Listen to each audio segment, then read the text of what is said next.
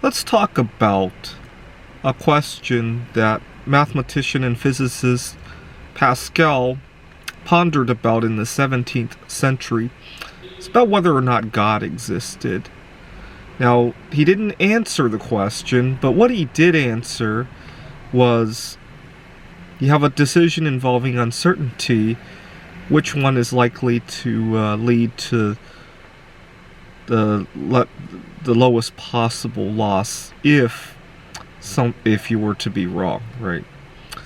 So there are four possibilities here, right? Either God could exist or not, and one can believe God to exist or not, right? Now, if you believe God exists, and he does exist, the gain is tremendous, right? If you don't believe God, and he doesn't exist, the gain is modest at best, right? You avoid having a false belief that really doesn't have much meaning in the world. If you believe God exists and God doesn't exist, well, you've wasted some time, right? The loss is also relatively finite, right? And if you don't believe God, but he does exist, then the loss is obviously tremendous, right? So you got a matrix. You got a matrix that looks something like that, right? And so the safer bet is to believe God exists, right? You got an infinite possibility of gain and a finite possibility of loss, right? Now, how does that relate to lifestyle matters? Well, many years ago, wow, almost 20 now, I quit drinking soda. So a lot of people had a hard time believing me, or they thought that an occasional soda in moderation was okay, right? That's the, and to a small extent, I do agree that an occasional soda is okay. What I don't agree with is that I'll be happy drinking an occasional soda. It will just lead to me wanting more. A lot of people then follow up, well, that's because you have like control kind of issues. Okay, so be it. So be it. Right? But to be able to go 19 years without soda, I think that really speaks volume of who really has the control matter, right? Now people then follow up with, what if you're in a situation where only soda is available? Would you dehydrate yourself to death? Put it this way, in 19 years I haven't run into that. How about we talk about that situation when we get to it, right? In 19 years I have had to do desperate things to survive, and I have, but it never involved drinking soda though, which is kind of weird, isn't it? Okay, so you could either drink soda in moderation or not, or you could drink a heavy amount of soda, and we can plot out the Pascal's wager matrix, right? You could either, I guess there's a small chance that an occasional soda is good for you, but so what? 100 years ago, before soda was invented, people lived just fine, right? They had well, there was infant mortality, but the life expectancy, if you made it to 5, was okay, right? People had healthy relationships. There was 100 years ago, there was probably a lot less drama of all sorts, right? I guess if you can manage to drink soda in moderation, it might bring about some social opportunities, but I would argue, do you really want to socialize with people who judge you for what you eat, right? If you can, if you avoid soda and somebody stays away from you because of your eating habits, maybe it was good that you never got those social opportunities, right? I would argue that, right? Or it might be a matter of you need to advocate for yourself, right? Now, what is the potential benefit of never drinking soda? Oh God, your taste buds are well enhanced. You have lowered your risk for all sorts of diseases, and I would argue you have more freedom, right? You're not being chased around by soda cravings all the time, and not to mention the financial benefits, right? It's a huge gain and very limited loss, right? Even in the worst case scenario, okay, maybe soda does have a lot of benefits, and you didn't get all the benefits of it today, but you still live like an 18th century person, right? who had a life expectancy of a pretty decent number if you made it past 5, right? A lot of it was infant mortality back then. So you lost, let's say, 10 years of life expectancy, but you had a healthier life, and you had more freedom, and you know this is probably not the case anyway, right? But that's the worst case scenario. Okay, let's go on to if you drink soda in moderation. Well, the worst case is that you could get addicted to soda and end up drinking 2 liters of soda a day, right? I know if I drank soda in moderation, it would go down in that direction.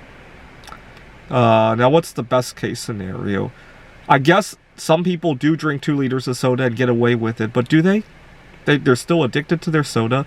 They might not get obese, but they might have a craving for soda, and it would spoil their. They're in a meeting at work, and they got to run out to get their soda. I know people who have done that.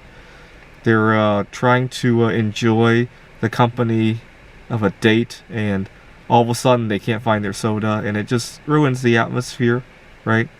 There's a lockdown of some sort, and people are hoarding soda at the grocery store, and they can't find their favorite soda, and they're in a mess, right?